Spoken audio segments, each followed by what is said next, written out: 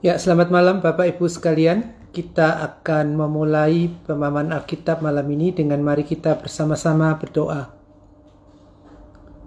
Bapa di surga, pada malam ini kami bersyukur karena kami diberi kesempatan untuk boleh belajar lagi firman-Mu. Karena kami tahu firman-Mu terlalu dalam, terlalu luas. Engkau terlalu dalam, terlalu luas, terlalu tinggi, dan kami tidak bisa memahami Engkau hanya satu kali selesai. Sampai kapanpun kami tetap harus belajar mengenali Engkau. Karena itu, biarlah firman-Mu malam ini yang kami pelajari boleh makin memperdalam pengenalan kami akan Dikau. Hantarlah dengan Roh Kudus untuk kami boleh mengerti firman-Mu.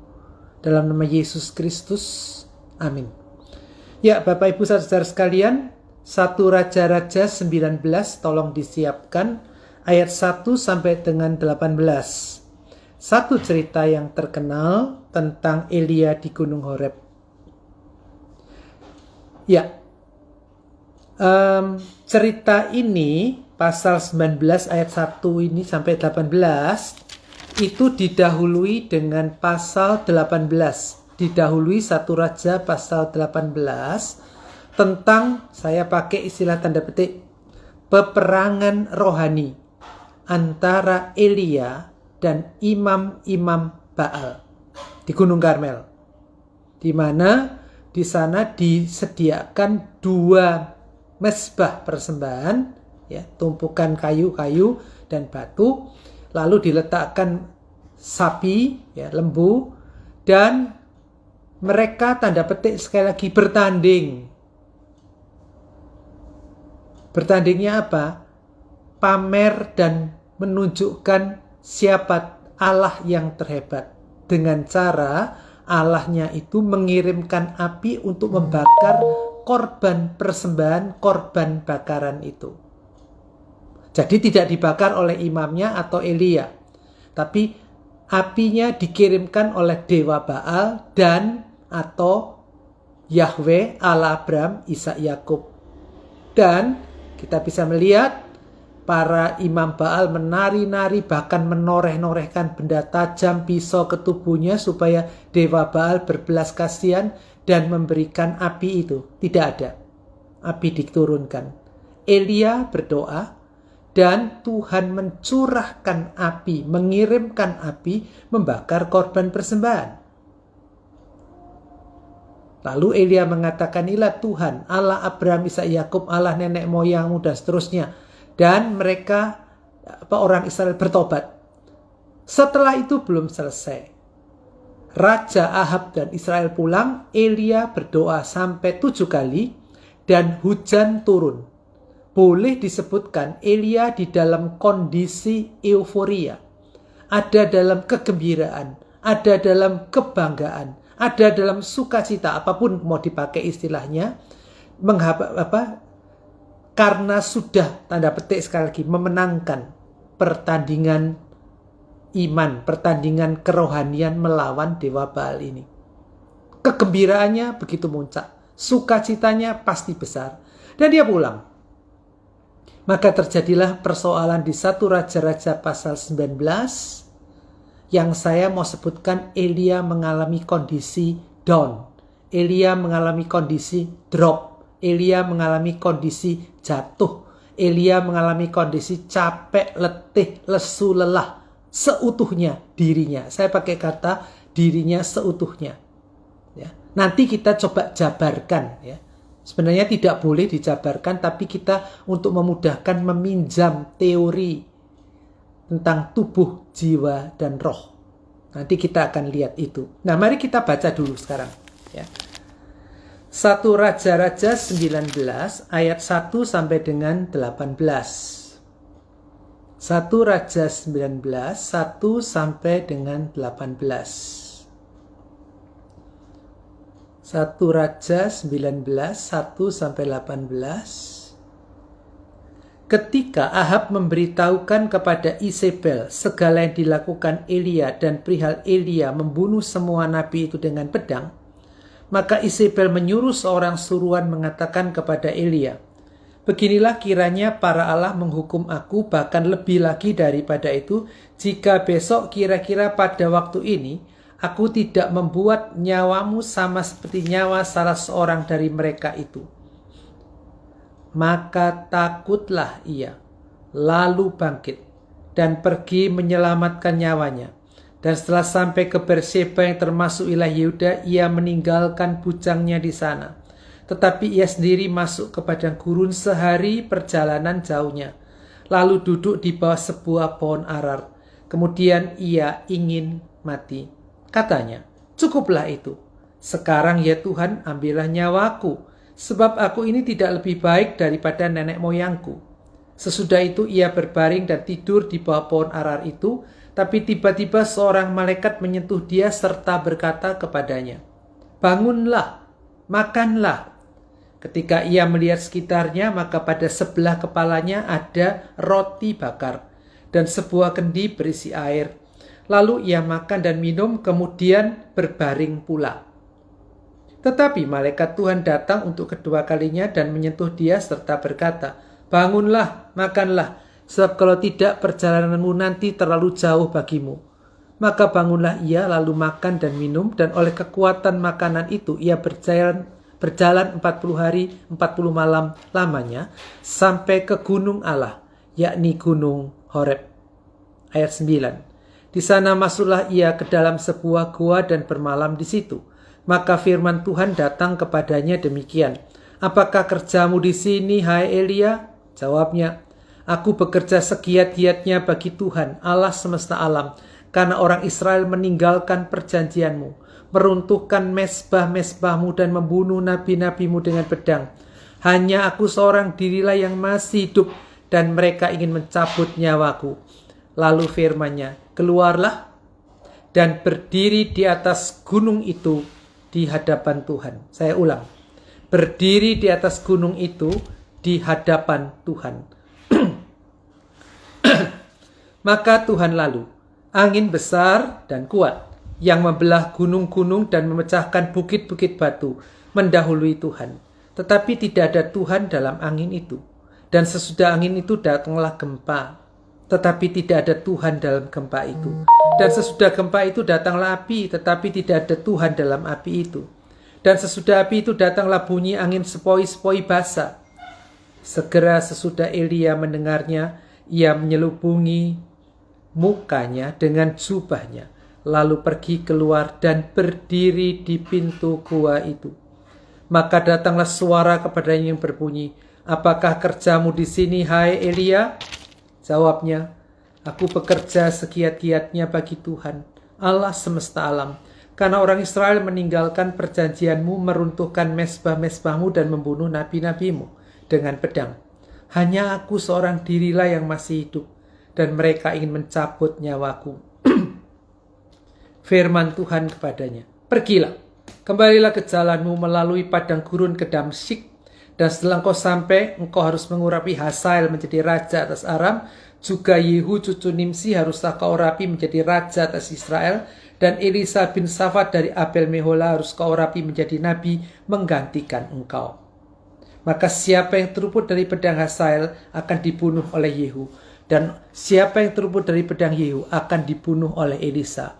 Tetapi aku akan meninggalkan 7.000 orang di Israel, yakni semua orang yang tidak sujud menyembah Baal dan yang mulutnya tidak mencium dia. Ya, Bapak Ibu, bacaan yang cukup panjang kita saya ikuti. Tadi di awal saya katakan bahwa Elia yang mengalami euforia, sekarang dia jatuh dalam keadaan yang istilahnya betul-betul di bawah. Begitu berani menghadapi banyak nabi-nabi, imam-imam Baal. Dan dia tantang sendirian, berhasil ya, dengan Tuhan bekerja. Tapi setelah diancam jarak jauh, masih jarak jauh, pernyataan dari Ratu Isabel bahwa dia akan mati, dibunuh. Ya. Langsung dia ketakutan. Ketakutan, kemudian dia lari, bangkit, pergi menyelamatkan nyawanya, ayat 3. Ya. Dia kabur. Kenapa? Ya, itu menjadi pertanyaan. Dimulai dengan kemenangan, kebanggaan. Memang Tuhan yang memenangkan. Tapi kenapa sekarang dia mendapat ancaman begitu dari keras dari Isabel, dia takut. Tadi saya katakan dia dalam keadaan yang capek seutuhnya. Kemanusiaannya capek. Disinilah kita bisa mencatat satu hal. Bahwa tidak ada orang yang imannya akan terus kuat, imannya terus akan kokoh, dirinya akan terus beres dalam segala, tidak ada. Secara manusiawi, setiap orang termasuk kita Kristen ini bisa mengalami kondisi drop down. Ya. Saya sempat mendapat pertanyaan dari seorang ibu, kapan ya imanku ini bisa bertahan dengan kokoh dan kuat? Ya saya jawab saja, coba lihat di Alkitab. Tidak ada seorang pun yang imannya kokoh kuat. Dua nabi besar dalam tradisi Yahudi, Musa dan Elia yang kita baca tadi, drop, goyang. Paulus sebagai rasul yang menyerahkan hidupnya untuk melayani Tuhan sampai di penjara, juga sempat goyah pada waktu ada duri dalam daging. Jadi ada sesuatu yang memuncul dalam hidupnya, itu bisa mempengaruhi seluruh sistemnya. Elia ada apa? Saya tidak tahu 100% persis, tapi kita mencoba untuk menemukan dari cara Tuhan.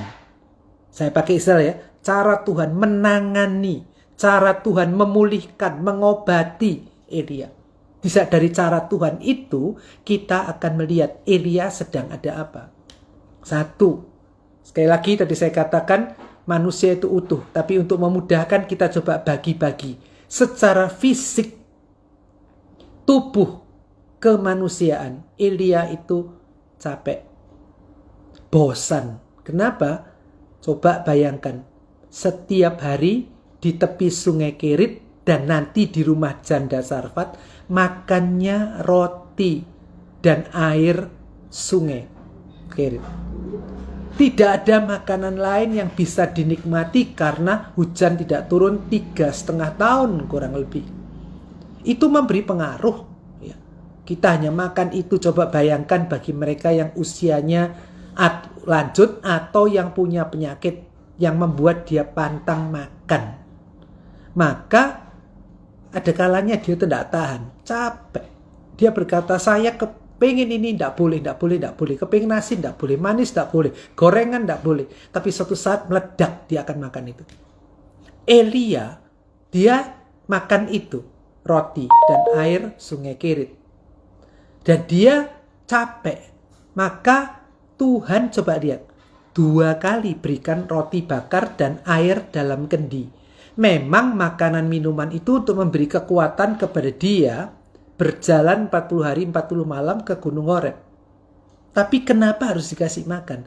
Rupanya, saya tidak tahu rasanya, roti bakar dari Tuhan ini enak. Terus kemudian, dia sempat tidur. Jadi fisiknya membutuhkan makan, minum yang variatif, yang enak, tidur yang nyaman. Tapi tidak boleh kebablas. Maka dia dibangunkan oleh malaikat untuk berangkat menuju ke Gunung Horeb. Tapi Tuhan tangani itu. Kedua, secara emosional, secara pikiran, perasaan dia tuh capek.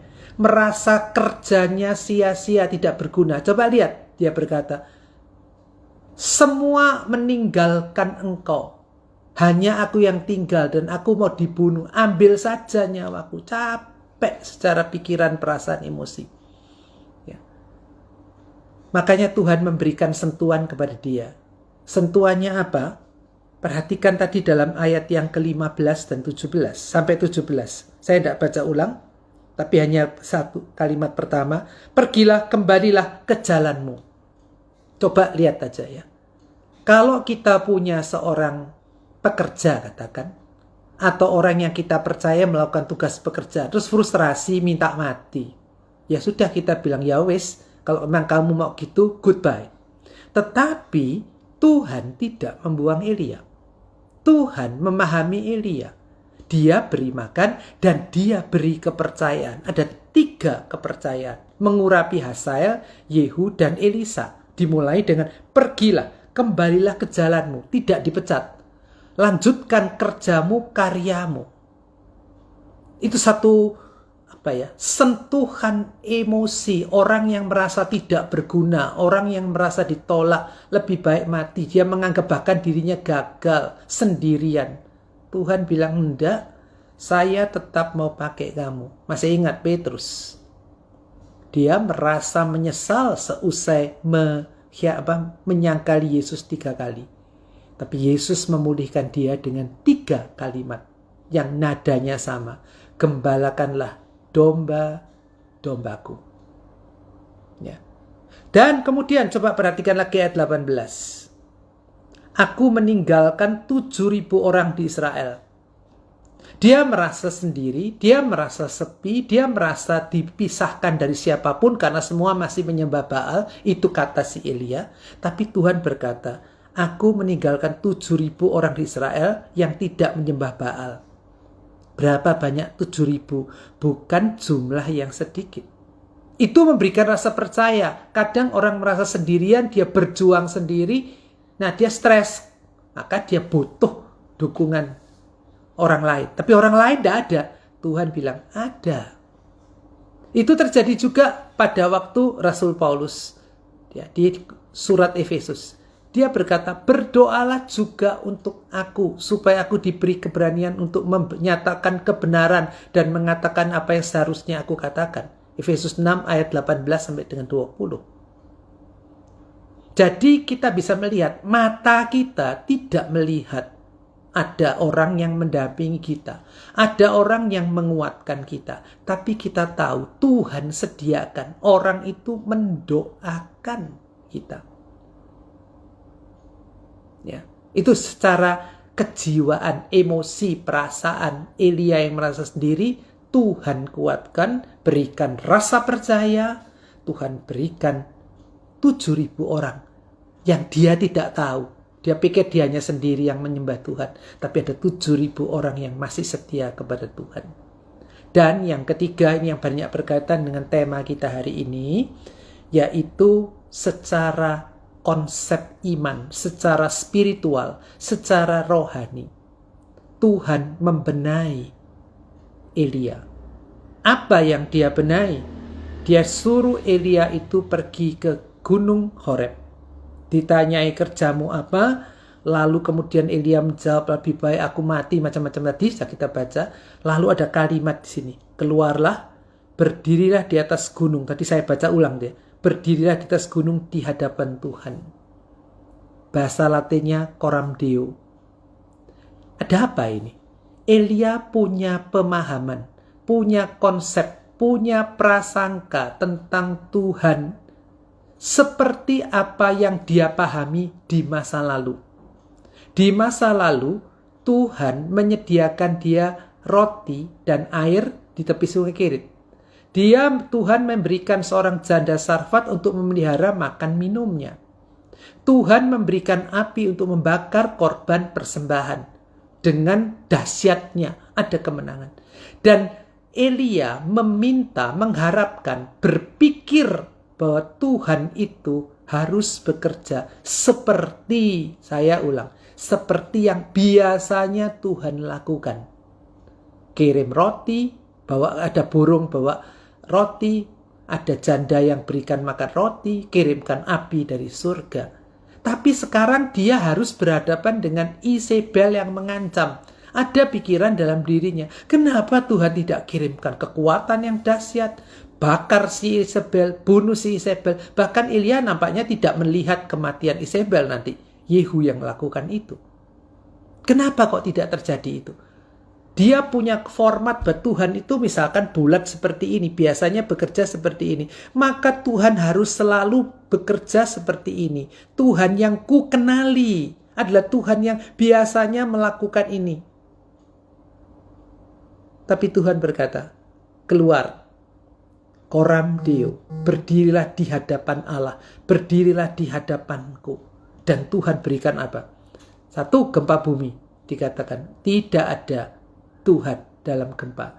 2, angin keras. Tidak ada Tuhan dalam angin keras. 3, api yang membakar itu. Tidak ada Tuhan di sana. Tapi Tuhan muncul dalam apa? Angin sepoi-sepoi. Elia dibukakan matanya. Ya. Bahwa Tuhan tidak selalu harus pakai cara yang dahsyat, yang hebat, yang wow, yang vulgar, yang mengerikan seperti gempa, api, angin keras. Tapi Tuhan punya model kerja yang lain, angin sepoi-sepoi.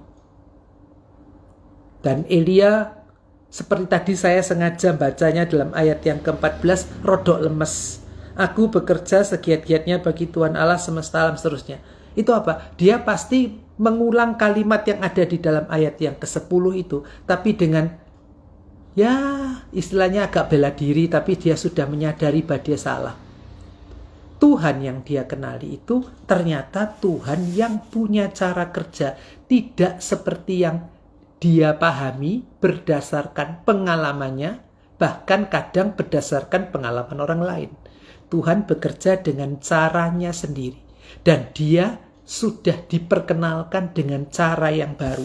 Bahkan tadi kita bisa melihat juga bahwa ada 7.000 orang itu yang tidak mencium Baal.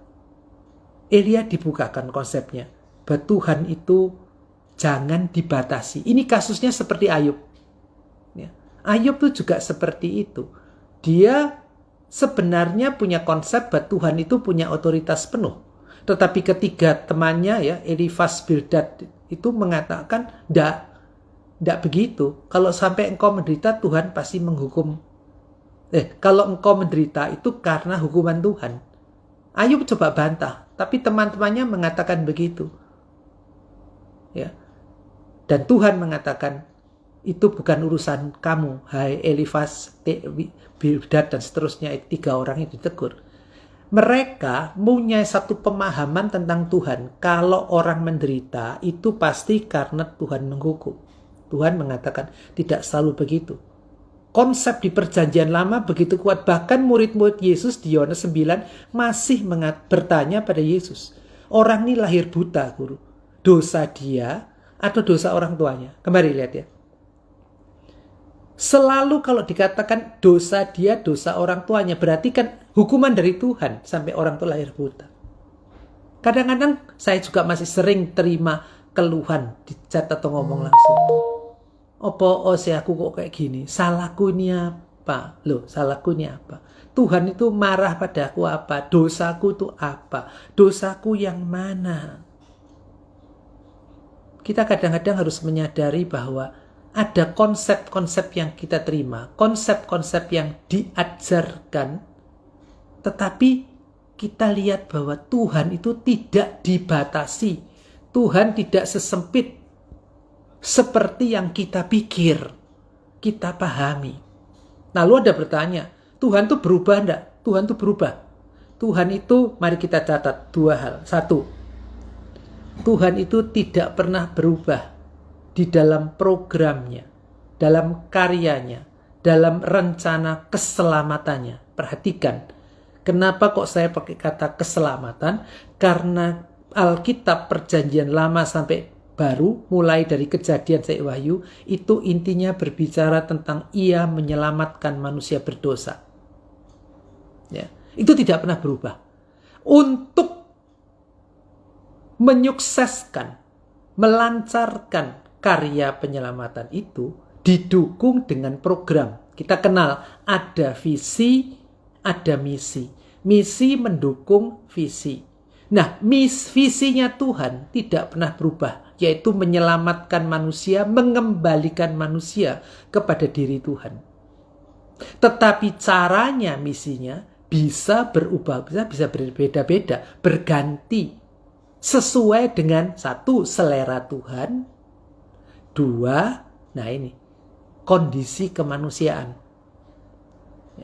Jadi Tuhan itu tidak berubah, tetapi dia berubah dalam misinya, dalam perwujudan karya nyatanya, itu berubah. Berubahnya gimana? Tadi saya katakan, saya ulang, itu sesuai dengan keinginan Tuhan. Dia bisa berubah dan melakukan segala sesuatu. Dan yang kedua, dia memahami kondisi kemanusiaan. Masih ingat enggak? Bolehkah ada raja di Israel? Jawabnya tidak boleh ada. Gideon menyadari, hanya Tuhan yang boleh menjadi raja. Tetapi Israel merengek kepada Samuel. Samuel marah, dia bicara sama Tuhan, Tuhan mereka minta raja. Tuhan bilang, mereka tuh tidak nolak kamu, Sam. Itu nolak aku. Wes turutono. Berikan raja dengan segala risiko yang ada. Tuhan kasih loh. Bahkan dia memilih Saul, bahkan pakai undian sistem manusianya, Saul terpilih. Saul gagal, ganti Daud. Daud diteruskan Salomo. Tapi terbukti bukan? Raja-raja itu punya masalah banyak. Sehingga kemudian mereka sampai dibuang. Israel Utara kemana-mana, Israel Selatan yaitu Yehuda ke Babel. Dan setelah itu ada raja? Tidak ada raja lagi.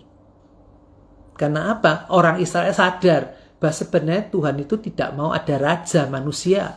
Tuhan itu adalah raja itu sendiri. Tapi Tuhan nuruti. Coba lihat lagi. Tuhan memakai akan Abraham untuk menurunkan program keselamatannya nanti sampai pada Yesus. Lewat mana? Sarah. Tapi Abraham, ya toh kita tahu, keluar. Ambil Hagar. Tidak apa-apa. Jadi tetap ada Hagar nanti punya anak. Tapi Tuhan tetap kembali kepada jalurnya. Lewat Sarah. Jadi manusia ini kadang-kadang memang ya mungkin tanda petik, sekali lagi saya banyak pakai tanda petik hari ini, bisa memberikan warna kepada karya Tuhan. Kenapa? Dia izinkan nih. Dia perbolehkan, dia mau pakai. Itu yang saya tidak tahu kenapa dia izinkan, dia pakai kita untuk dengan caranya. Seperti orang kadang mau bertanya, pekabaran Injil caranya kayak apa? Yesus cuma mengatakan, pergilah jadikan semua bangsa muridku. Caranya pakai macam-macam. Nah, ini sekaligus bisa menyentuh pertanyaan. Ya. Saya mendapat pertanyaan dari seorang ibu di Amerika. Kami WA-an, ya, dia seorang penatua. Dia mengatakan, di masa pandemi ini banyak orang berkata, saya rindu datang ke gereja. Saya rindu beribadah. Tapi saya kok tidak rindu ya? Ya, pergi gereja ya boleh. Enggak ya enggak apa-apa. Saya jawab begini. Satu, karena engkau sudah pindah di Amerika. Jadi suasananya beda. Dua, karena engkau tidak ada perasaan rindu. Karena engkau sudah dibiasakan hidup ibadah online. Bukan onsite. Kita dibiasakan biasanya ibadah onsite. Hari Minggu jam sekian sampai sekian kita duduk di bangku gereja. Biasanya duduk di tempat yang sama. Selesai, sudah, itu yang kita lakukan. Itu namanya ibadah. Kita biasa, pada waktu kita dirubah ibadah online, kita tidak biasa, kita marah atau protes, kita kangen rindu kepada cara yang lama. Tetapi karena pandemi cukup panjang, kita kebiasaan di rumah. Kalau sudah kebiasaan di rumah, online kenaan. Terlalu lebih nyaman, tidak usah lagi berangkat macet-macet, 1 jam atau setengah jam sebelumnya, bisa santai di rumah. Ya. Nah ini, jadi karena terbiasa, jadi orang perlu merubah bahwa apa yang biasanya dia jalani ini bisa berubah. Tinggal dia siap tidak untuk berubah. Dia mengatakan lagi ibu itu, saya itu sedikit tidak happy kalau ibadah di Amerika itu. Pastornya, pendetanya pakai jeans belel, sing sobek-sobek itu, ya. Pakai baju santai. Kalau di sini kan resmi pakai toga. Ya. Saya tidak nyaman, tapi itulah bagusnya dia mengatakan itulah rupanya gaya pendeta di era modern ini untuk orang muda. Ya saya tidak cocok dengan itu, tetapi saya harus memahami dan belajar untuk menerima realita ini. Jadi kita tidak bisa mengatakan biasanya. Kita harus siap berubah termasuk terhadap konsep kita terhadap Tuhan. Biasanya Tuhan itu menolong aku. Caranya kayak gini. Ya. Tapi tiba-tiba pada satu kasus, atau 2 kasus, atau 3 kasus, kok Tuhan diam aja? Tuhan tidak bekerja. Lalu kita bertanya, di mana engkau Tuhan? Kenapa engkau begini? Kenapa? Katanya engkau tidak berubah. Ibrani 13 ayat 8, Yesus Kristus kemarin, hari ini, besok tidak berubah. Siapa yang kita pahami itu? Yesus tidak berubah. Tetapi caranya menangani kita, caranya menggarap kita, bisa berubah-ubah. Terlalu banyak kita hanya sibuk melihat Tuhan di masa lalu. Tuhan yang ku kenal di masa lalu. Tapi tidak mengenali Tuhan di masa kini. Mungkin pernah mendengar di PA atau di kebaktian yang dekat Natal, saya pernah mengatakan begini. Kenapa orang Kristen pada waktu Natal banyak kembali ke Bethlehem? Maksudnya begini, dia mengadakan acara drama Natal. Dia menciptakan suasana-suasana Bethlehem. Ada gembala orang Majus, Yusuf Maria gendong boneka, ada kandangnya. Kenapa larinya itu ke sana? Selalu mengingat akan Yesus, ya kalau mau dihitung kira-kira 2000 tahun yang lalu itu yang dilihat Natal. Tapi kenapa tidak lihat Yesus yang hadir saat ini? Bagi Bapak Ibu yang berulang tahun, entah berapa kali sudah berulang tahun. Apakah pada saat ulang tahun Bapak Ibu itu bernostalgia setiap tahunnya membuka album foto waktu berusia 1 tahun, 2 tahun, atau 2 minggu, kan biasanya dulu difotoi sama orang tua, dilihat fotonya, nostalgia ke sana, ke sana, ke sana. Enggak toh. Tapi kita melihat, aku bisa sampai di usia saat ini. Tuhan sertai aku. Jadi kita lihat, Immanuel, Allah menyertai kita, itu bukan terjadi di Matius 1 ayat 23 saja. Di mana malaikat bicara pada Yusuf, seorang dara akan melahirkan anak laki-laki namanya Immanuel. Itu sudah terjadi di Yesaya 7 ayat yang ke-14. Tuhan mengatakan ia hadir menyertai Israel, Immanuel. Jadi di perjanjian lama Tuhan hadir Immanuel, di perjanjian baru Tuhan hadir Immanuel, dan di sekarang dia juga tetap Immanuel hadir menyertai kita. Cuma dia tidak lagi datang dalam bentuk bayi Yesus di kandang Bethlehem. Tidak lagi seperti di zaman Raja Ahaz dari kerajaan Yehuda. Dia punya cara sendiri. Nah ini. Cuma, ya sekali lagi, kita sering mencoba untuk memaksa Tuhan bekerja seperti dia biasanya ku kenali. Orang jadi bingung, kalau gitu saya ini kayak apa? Ya sudah, jalanlah. Kenalilah Tuhan di dalam kehidupan kita waktu lepas waktu. Saat lepas saat. Basicnya ada Alkitab kita pegang. Biasanya di Alkitab dinyatakan begini. Itu tidak berubah pasti. Tetapi dalam cara bekerja berbeda-beda. Contoh terakhir. Pada waktu Tuhan berhadapan dengan seorang remaja, dia bekerja menggarap si remaja dalam dunia remaja. Pada waktu dia sudah berusia dewasa, menikah, bekerja, Tuhan menggarap menangani dia dengan kondisi sebagai orang yang sudah berkeluarga, sudah bekerja berpenghasilan. Tidak sama tentu ya cara pendekatannya remaja dengan dewasa. Pada waktu memasuki masa lansia, Tuhan cara pendekatannya juga tidak sama. Dia punya cara sendiri. Cuma kita sering mengatakan, bekerjalah Tuhan di masa lansiaku ini seperti dulu engkau bekerja waktu aku masih masa muda, masih dewasa. Engkau bereskan segala sesuatu, engkau memberi kekuatan. Kita mengharapkan kita punya kekuatan, kesehatan, kondisi seperti di zaman remaja, di masa dewasa. Enggak, kita tetap tua. Cuma Tuhan tetap bekerja. Dia bekerja dengan keadaan kita. Cuma kita tidak menemukannya itu. Nah, maka kita perlu cari. Temukan Tuhan. Ya. Ada lagi seorang ibu. Dia mengatakan, sejak suami saya meninggal, saya menemukan Tuhan itu berbeda. Dulu saya kenali Tuhan yang kulayani dengan setia begini bersama suami saya melayani di gereja.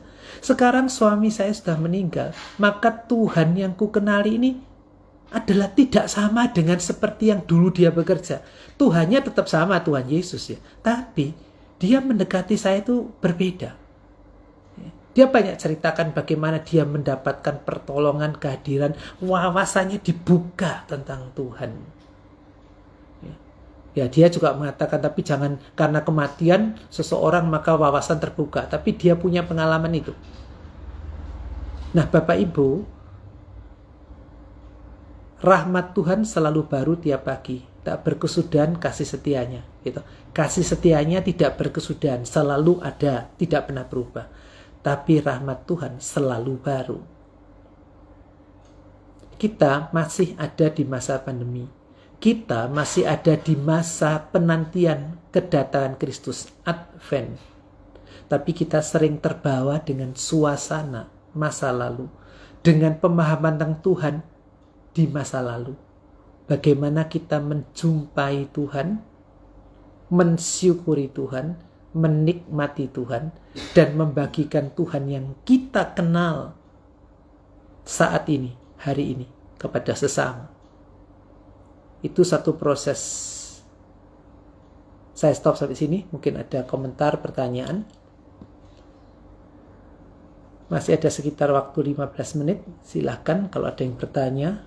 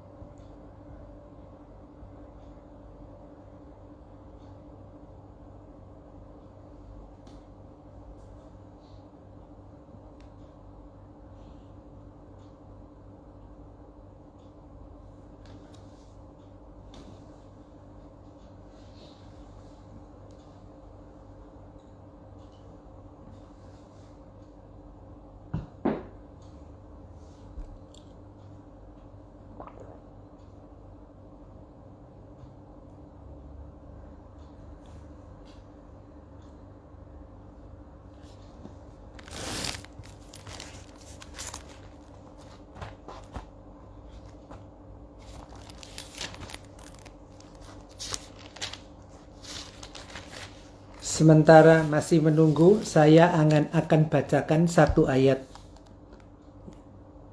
Ulangan 29 ayat 29. Ulangan 29 ayat 29. Biarlah ayat ini membuat kita tidak jadi frustrasi tentang Tuhan. Tapi menyadari keluasan Tuhan, keterbatasan kita. Ulangan 29 ayat 29. Hal-hal yang tersembunyi ialah bagi Tuhan Allah kita. Diulangi. Hal-hal yang tersembunyi ialah bagi Tuhan Allah kita. Tetapi hal-hal yang dinyatakan ialah bagi kita dan bagi anak-anak kita sampai selama-lamanya. Supaya kita melakukan segala perkataan hukum Taurat ini. Hal yang tersembunyi bagi Tuhan. Hal yang dinyatakan ialah bagi kita. Jadi ingat, ada yang tersembunyi, miliknya, urusannya, wilayahnya, kaplingnya Tuhan. Yang dinyatakan ya untuk kita taati. Supaya kita melakukan segala perkataan hukum Taurat ini. Ingat Filipi 3:10. Paulus mengatakan yang kukendaki mengenal dia dan kuasa kebangkitannya. Ia masuk penjara karena Injil Kristus. Tapi ia tetap berkata, yang kukendaki mengenal dia dan kuasa kebangkitannya. Jadi, Paulus masuk penjara karena Kristus, tapi tetap belum mengenal. Dia ingin terus mengenal dan mengenal. Sesuai dengan kondisi saat ini. Masih ingat dia bagaimana dia mengatakan, 3 kali aku berseru, ambil duri dalam dagingku. Tapi Tuhan berkata, cukup. Kasih karuniaku bagimu. Lalu apa kata Paulus? Aku senang, suka dan lemah dalam derita aniaya, di mana aku lemah aku kuat. Di situ dia menemukan Tuhan. Biasanya hidupnya enak, nyaman dan mudah. Sekarang dia suka dalam derita, karena dia di situ bisa menemukan Tuhan.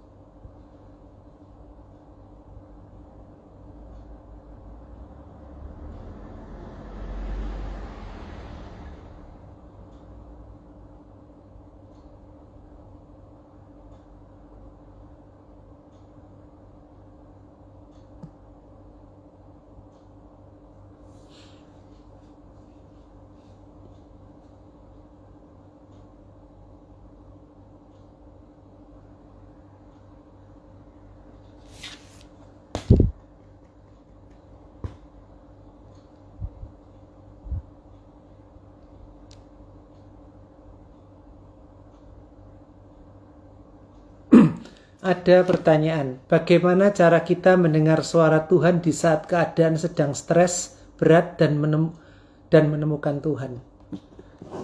Nah, pertanyaan ini punya asumsi bahwa mendengar suara Tuhan itu berarti kita itu sering, maafkan ya, mungkin ngerasani sering dipengaruhi rekan-rekan kita lain yang sering berkata, termasuk hamba Tuhannya, saya mendengar suara Tuhan berbicara. Saya mendengar suara Tuhan berbicara tadi malam. Kalau saya ditanyai, selalu saya jawab begini. Kita dengar pernyataan itu, tapi jangan percaya 100%. Kenapa kok jangan percaya 100%? Siapa tahu itu betul suara Tuhan, dia bisa bicara, tapi bisa juga suara dirinya sendiri. Ya. Jadi pada waktu kita mendapatkan pertanyaan ini, bagaimana mendengar suara Tuhan dalam saat keadaan stres, berat, ya. Orang stres berat itu Tuhan punya cara berbicara di dalam kondisi stresnya itu. Jangan bermimpi bahwa atau berharap, dia kirim nabi, dia kirim pendeta, dia kirim apa untuk bicara. Pasti begitu enggak? Bisa ya, bisa tidak. Kadang kita bisa melihat bahwa Elia itu jangan dikira enak loh ya. Langsung dia ketakutan itu langsung dibereskan. Dia stres diancam Isabel. Dia kabur sampai ke padang gurun itu butuh waktu berapa lama? Ya, itu butuh waktu yang tidak pendek, itu butuh waktu yang cukup panjang. Dia dalam kehidupan stres. Dan di situ Tuhan bicara. Coba bicaranya apa? Kasih roti bakar dan air. Ya. Ada suara Tuhan? Tidak ada, cuma dikasih makanlah, bangkitlah, lanjutkan perjalanan. Tapi dikasih makan yang dijumpai itu. Jadi Tuhan tuh berbicara, tidak selalu harus frontal, face to face bicara. Tapi dia bisa memakai cara, kadang membutuhkan waktu yang lama. Tapi ada satu catatan. Sestres-stresnya orang seperti Elia dan Musa yang juga stres itu, dia membuka diri kepada Tuhan. Orang yang stres itu adalah orang yang wajar. Semua orang bisa stres. Yang tidak boleh itu orang yang depres. Dia tenggelam, frustrasi di dalam stres yang berat. Maka orang itu perlu terbuka pada Tuhan dalam stresnya. Coba lihat Elia. Ya.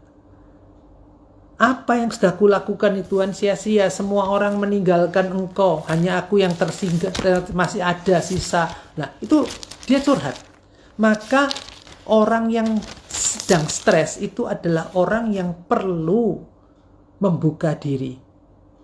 Saya mau pinjam Matius 28. Marilah kepadaku semua yang letih lesu beban berat. Orang mempunyai persoalan, punya problem, tertekan. Tidak boleh dia tenggelam di dalam kondisi itu. Dia perlu ungkapkan, ceritakan. Mau cerita kepada orang lain boleh, tapi ceritakan kepada Tuhan. Coram Deo. Berdiri di hadapan Tuhan. Soal nanti menemukan Tuhan gimana? Biarkan bukan kita menemukan Tuhan saja, tapi biarkan Dia yang datang menemui kita. Dengan caranya apa? Kembali pelajari Elia tadi. Roti bakar, air, kesempatan tidur sebentar. Gempa bumi bisa, tapi dia tidak ada di situ. Angin keras bisa, tapi dia tidak ada di situ. Api bisa, tapi dia tidak ada di situ. Angin sepoi-sepoi di situ. Dan Elia, coba lihat ya. Begitu ada angin sepoi-sepoi, dia tutupi wajahnya, lalu dia keluar. Kok tahu? Di sini tidak dijelaskan. Kenapa kok tahu kalau itu Tuhan lewat angin sepoi-sepoi? Tapi disitulah yang mau menyatakan Tuhan berbicara. menunjukkan, menyatakan sehingga Elia itu dicelikkan. Jadi bagi mereka yang stres, setiap orang pasti pernah stres, ringan sampai berat, Tuhan tetap hadir bicara. Cuma jangan melarikan diri, kabur dari dia. Curhat pada dia. Ingat, Musa minta mati, Elia minta mati. Paulus berseru, ambil duri dalam daging ini, 3 kali dia berseru. Berbicara kepada dia, ungkapkan. Maka Yesaya 9 mengatakan ia beri nasihat ajaib ya. Ada konselor, penasihat ajaib. Seorang anak lahir bagi kita. Namanya penasihat ajaib. Ya, itu jawaban saya. Moga-moga memuaskan. Itu tidak ada teorinya. Itu pergumulan pribadi kita dengan Tuhan. Teorinya cuma apa? Terbukalah pada Tuhan dan biarkan dia berbicara menurut caranya. Ya. Kita masih punya waktu 6 menit. Kalau sekiranya ada yang bertanya.